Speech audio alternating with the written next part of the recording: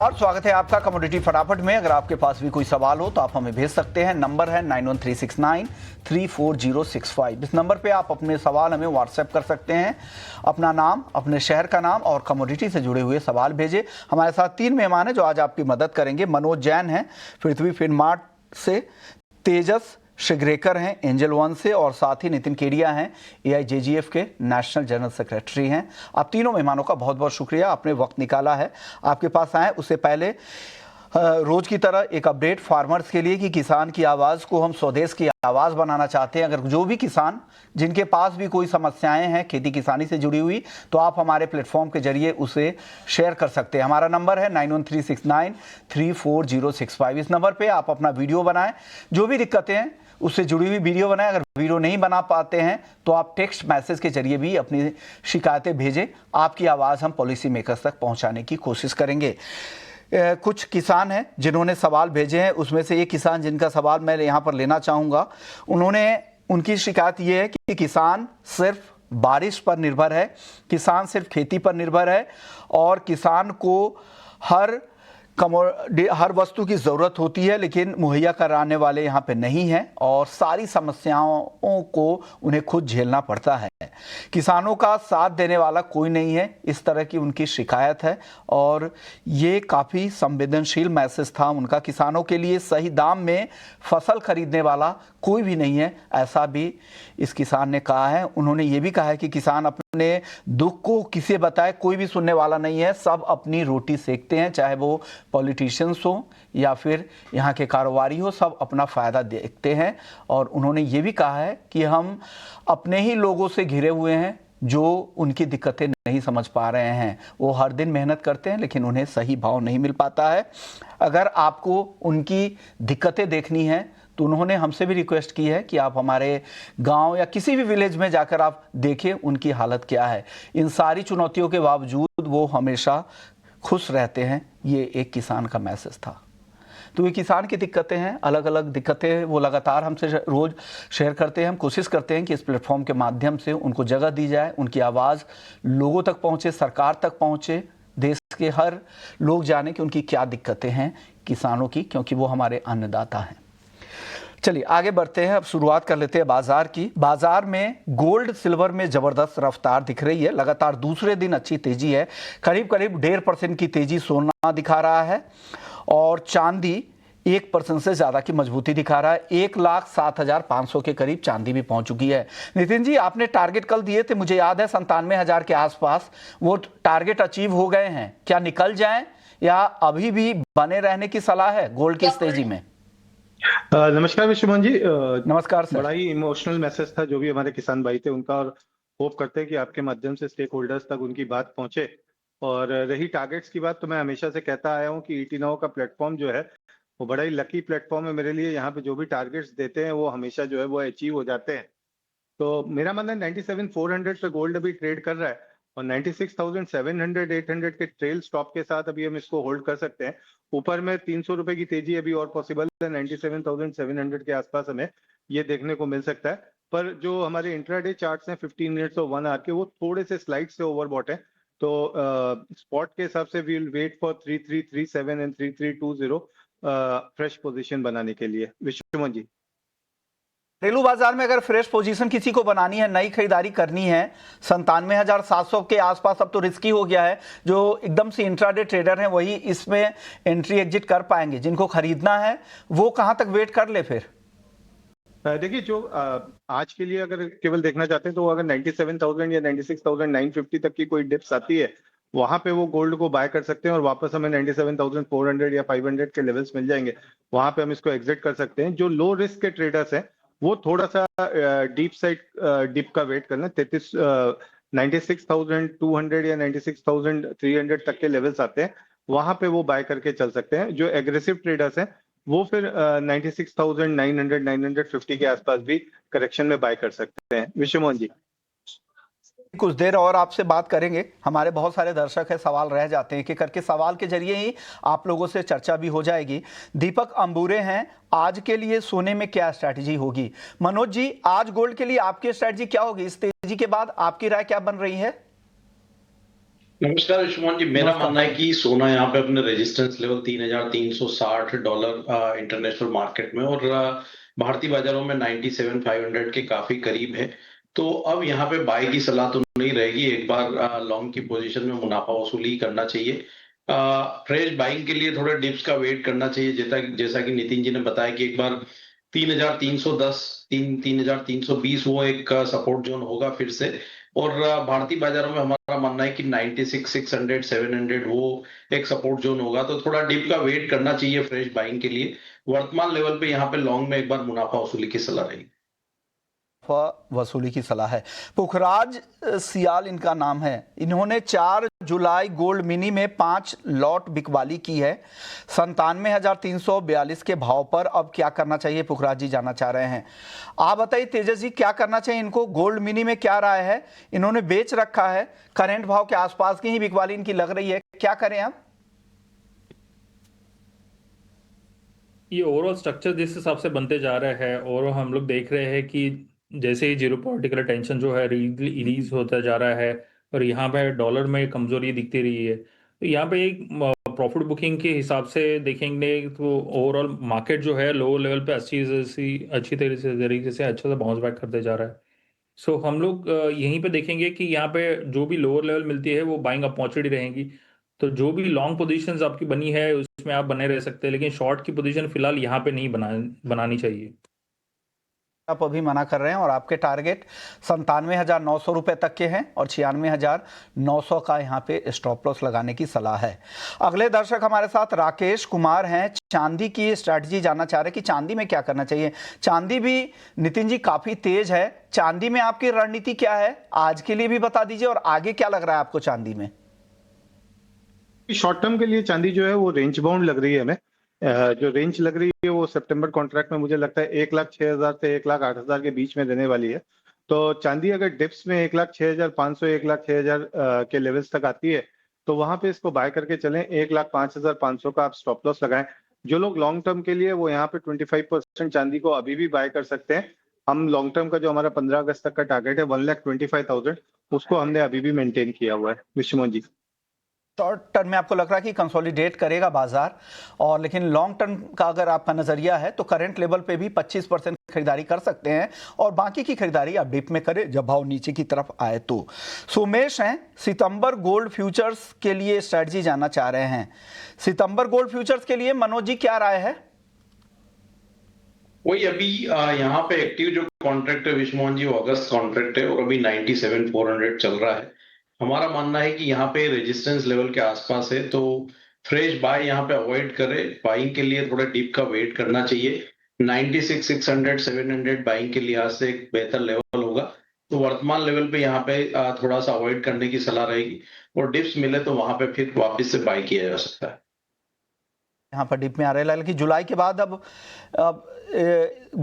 अगस्त सितंबर का कॉन्ट्रैक्ट आपको gold mini का है। यहाँ पर गोल्ड का जो बेस कॉन्ट्रैक्ट है, अगला कॉन्ट्रैक्ट जून के बाद अब सीधा अगस्त का है, और गोल्ड मिनी में हर महीने का कॉन्ट्रैक्ट होता है। तो अगर वहाँ के लिए अगर आप राय चाह रहे हैं तो भी यहाँ पर अभी खरीदारी की राय, बाई ऑन डिप्स की स्ट्रेटजी के साथ आप काम कर सकते हैं। ये मनोज जी की सलाह है।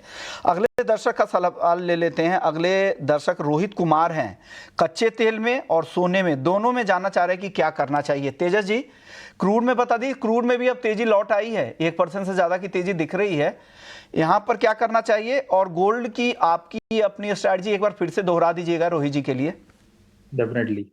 फिलहाल जो क्रूड ऑयल के बारे में हम लोग बात करेंगे तो पिछले समय में भी हम लोगों ने देखा था कि जो अच्छी सी तेजी मिल रही है वो 5500 की वजह से मिल रही है। प्राइसेस हमेशा बाउंस बैक कर रही है, लेकिन ऊपर में जो 6000 का लेवल है उसको सस्टेन होने के लिए टाइम लग रहा है। अगेन जब भी सीज फायर की न्यूज आ रही है तो मार्केट वापस उसी के साथ में रिएक्ट करते हुए अब फिलहाल के लिए दिख रहा है। तो समवेयर यहाँ पे फिलहाल प्राइजेस जो है ओवरसोल्ड लेवल पे चल रही है।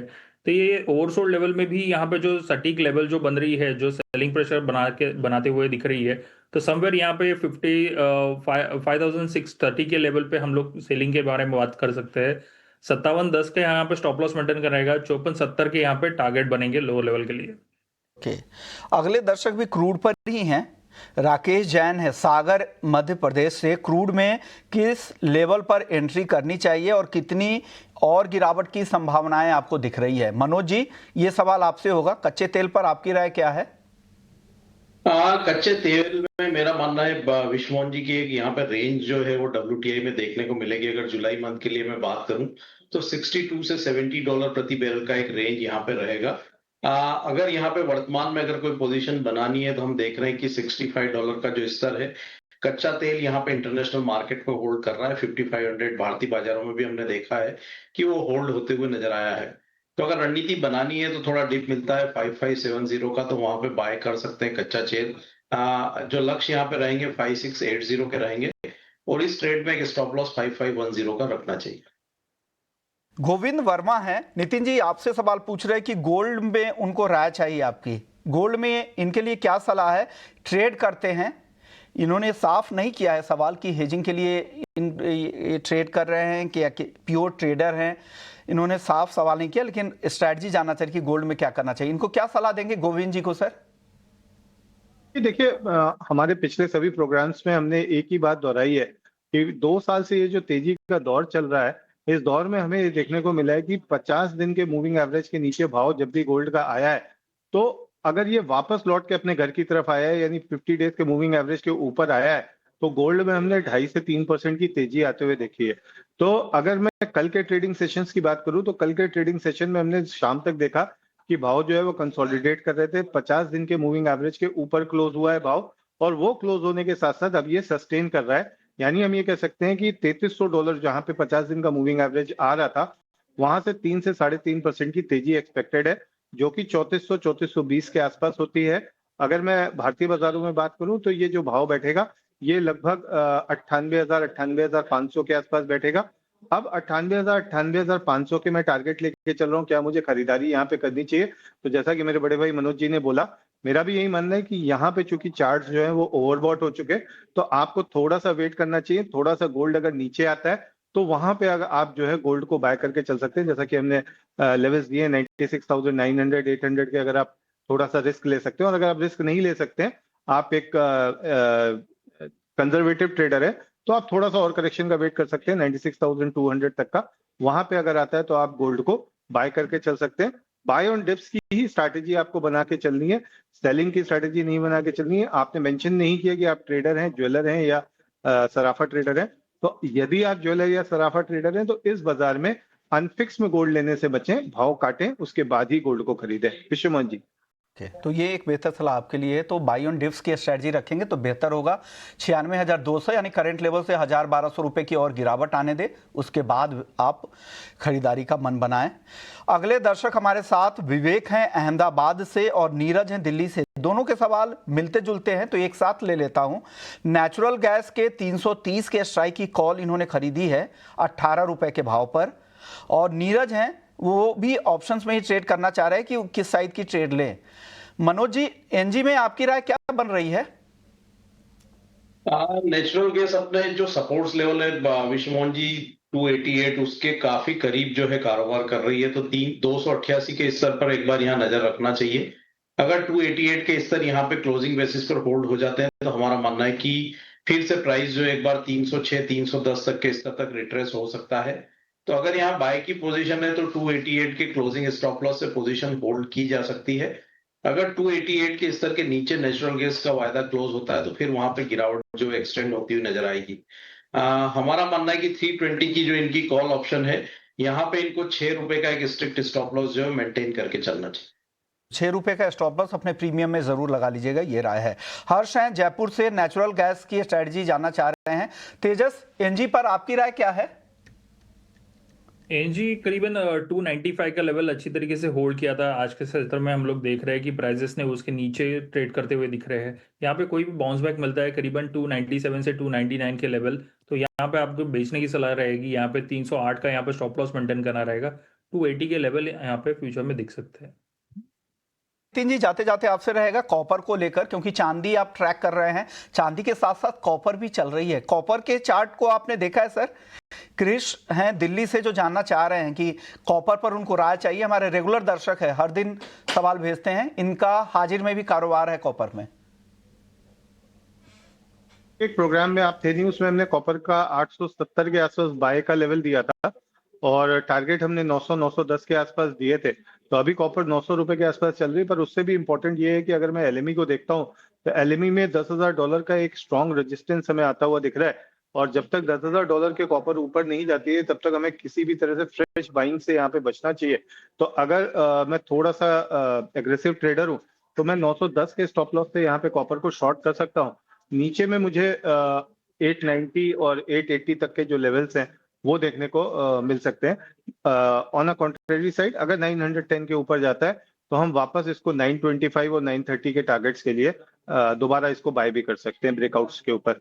विश्वमोहन जी। ओके, तो ये राय बिल्कुल जरूरी है आपके लिए जानना कि 910 का स्टॉप लॉस के साथ या तो आप सेल करें करंट लेवल के आसपास और वापस से 890 880 के रेंज में आ सकता है। लेकिन अगर 910 का रेजिस्टेंस अगर कॉपर निकल जाता है तो आप अपनी शॉर्ट पोजीशन से निकल जाए, क्योंकि फिर वो अगले लेग की तेजी बनाएगा जो 925 और 930 के आसपास भी जा सकता है। कॉपर के फंडामेंटल सही है कि बाकी वेयर हाउसेस कॉमिक्स के एमसीई की अगर मल्टी कमोडिटी एक्सचेंज की अगर आप देखें तो वहां पर वेयर हाउसेस में कॉपर के स्टॉक कम हो रहे हैं, एलएमई से कम हो रहे हैं, शंघाई फ्यूचर्स एक्सचेंज से कम हो रहे हैं, लेकिन वहां पर कॉमिक्स और एमसीए के वेयर हाउसेस में कॉपर का स्टॉक बढ़ा है, क्योंकि टैरिफ के डर से और इंपोर्ट पर जो इन्वेस्टिगेशन के ऑर्डर आए थे ट्रंप से, उससे लग रहा है कि वहां पर पाबंदियां लग सकती है, उससे वहां पे स्टॉकिंग बढ़ी है, जिस वजह से 10% का प्रीमियम हम कॉमिक्स पर एमसीई पर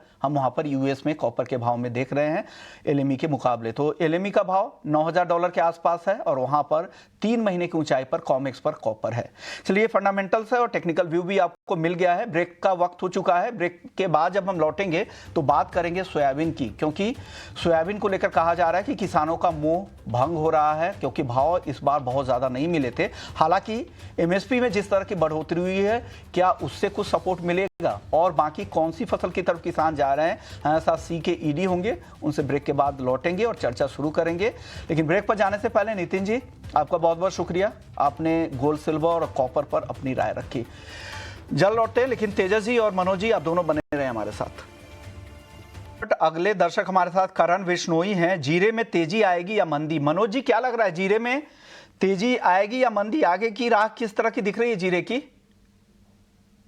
विश्वमोहन जी, जीरे में हमने एक बड़ी गिरावट के बाद निचले स्तरों से एक अच्छी रिकवरी बनते हुए देखी है और कीमतें यहाँ पे 20,000 के स्तर के ऊपर फिर एक बार निकलती हुई नजर आई है। हमारा मानना है कि 19,800 यहाँ पे जीरे के लिए वर्तमान में एक सपोर्ट रहेगा जुलाई कॉन्ट्रैक्ट की अगर मैं बात करूं, और ऊपर में कीमतें 20,550 20,700 के स्तर शॉर्ट टर्म में टेस्ट कर सकती है। वहीं अगर 1 से 2 महीने का अगर व्यू लेकर के चले तो 21,500 तक के स्तर भी देखने को मिल सकते हैं। तो जब तक 19,800 के स्तर यहाँ पे क्लोजिंग बेसिस पर होल्ड है, जीरे में लॉन्ग में बने रह सकते हैं। शॉर्ट टर्म में 20,770 और थोड़ी सी अगर लंबी अवधि की बात करें तो 21,500 तक के स्तर एक बार देखने मिल सकते हैं। जीरे की बात हो गई, अब बात कर लेते हैं सोयाबीन की। सोयाबीन को लेकर खबर ये आ रही कि इस बार का एरिया 5% पिछले साल से कम रह सकता है, ऐसा अनुमान ट्रेड बॉडीज हैं उनका अनुमान है। इस खरीफ सीजन में 30 जून तक करीब करीब, सरकारी आंकड़े की मैं बात कर रहा हूं, 43 लाख हेक्टेयर में अब तक बुआई हुई है। हालांकि सोपा के नंबर काफ़ी ज़्यादा है इससे। पिछले साल 117 लाख हेक्टेयर में करीब सोयाबीन की खेती हुई थी और 125 लाख टन का उत्पादन हुआ था। लेकिन अच्छी बात यह है कि 2025 खरीफ सीजन के लिए एमएसपी में काफ़ी ज़बरदस्त बढ़ोतरी हुई थी, क्योंकि किसान नाराज थे, क्योंकि सोयाबीन के दाम उनको काफ़ी कम मिले थे। बातचीत करने के लिए बीवी मेहता साहब है हमारे साथ, ईडी हैं सी के। सर, सोयाबीन की खेती को लेकर क्या रिपोर्ट है सर? क्या किसानों का मोह भंग तो नहीं हुआ है, क्योंकि भाव काफ़ी कम रहे हैं इस बार? आपने जो मेरी बात आपने बोल दी है ऐसा है, सोयाबीन के किसान काफी नाराज है। जो पूरे साल में आप देखें तो 4,200 4,400 तक में जो एमएसपी तभी 4,892 था, अभी तो 5,328 एमएसपी है, उसके सामने आज 4,300 चल रहा है। तो किसान परेशान है, किसान को एमएसपी मिल नहीं रही है और उसके वजह से हो सकता है कि ऐसा किसान को अगर मौका मिले तो सोयाबीन से दूसरे क्रॉप में जा सकते हैं, उसमें डाउट नहीं। आज जो अभी तक का नंबर दिख रहा है वो दिखा रहा है कि भाई सोयाबीन की हो सकती है कि थोड़ी कटौती आए एकरेज में। जो लास्ट ईयर 127 लाख हेक्टेयर में थे सोयाबीन की खेती। हो सकता है कि भाई 5-7% कम हो, पर अभी देखिए एक चीज समझ लीजिए, अभी 25% की सोइंग हुआ है, तो 25% पे हम अगर आंकड़े नहीं निकाल सकते कि 5% कम होगा या नहीं होगा, मगर जो रुझान दिख रहा है, जो फार्मर का व्यू दिख रहा है, जो मिल रहा है कि हो सकता है कि वो स्विच ओवर करेंगे। मार्जिनल स्विच तो हर दफा होता है, तो ये दफा हो गया। खास करके मेज, सबका मेज के वजह से हो रहा है। मेज में जो किसान को पैसा मिला है और जो भी भाव चल रहा है, तो it become very attractive. Ethanol के वजह से आज जो मेज है इथेनॉल में जा रहा है, वहां कैटल फीड में जा रहा है, स्टार्च बनने के लिए जा रहा है। तो उसकी तीन इंडस्ट्री की डिमांड है, और जो इथेनॉल में गवर्नमेंट का फोकस है, उसके वजह से मेज में एरिया काफी बड़ा है, और हो सकता है कि मेज की वजह से सोयाबीन का ओवरऑल एरिया घट भी सकता है। और दूसरा एक जो चीज है कि अभी तक तो 26% का ही आपको सोइंग हुआ है। जो आज का जो आपका जो नंबर है 27 जून का लास्ट नंबर जो मिले हैं, तो उसके मतलब अभी वेट करना पड़ेगा भाई कितना एरिया शिफ्ट हो रहा है। हाँ जी, को लेकर मक्के की पैदावार को कहा जा रहा है कि इस बार 10% तक ज्यादा हो सकती है, क्योंकि एक तो इथेनॉल के लिए और दूसरा पशु चारे के लिए भी काफी अच्छी डिमांड है।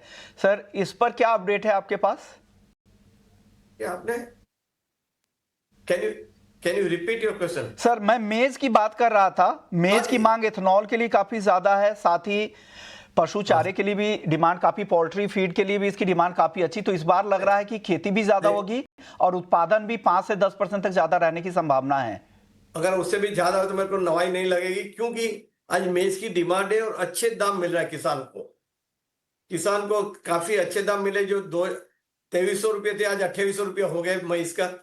That was one. और जो लास्ट ईयर का आप देखे तो लास्ट ईयर तो काफी आगे है, 1800-1900 रुपये थे। तो एक तो ये फर्क पड़ा है, और इथेनॉल की वजह से काफी डिमांड निकलेगी।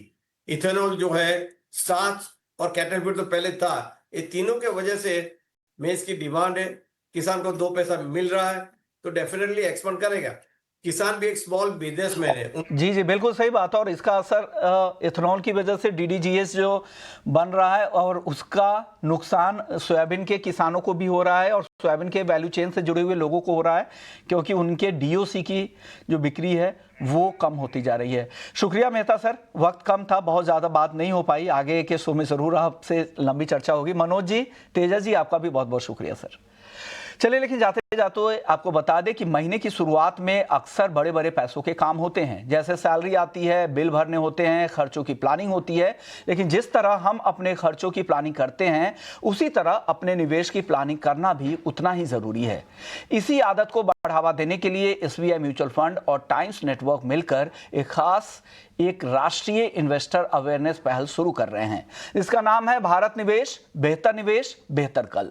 इस पहल का मकसद है भारतीयों में लगातार निवेश करने की आदत को प्रोत्साहित करना, ताकि वे अपने आर्थिक भविष्य सुरक्षित कर सके। तो जरूर आप इस तरह के इन्वेस्टमेंट को आगे बढ़ाएं और एसआईपी शुरू करें। तो इस खास पेशकश में फिलहाल इतना ही। बाकी खबरों के लिए आप बने रहिए हमारे साथ। नमस्कार।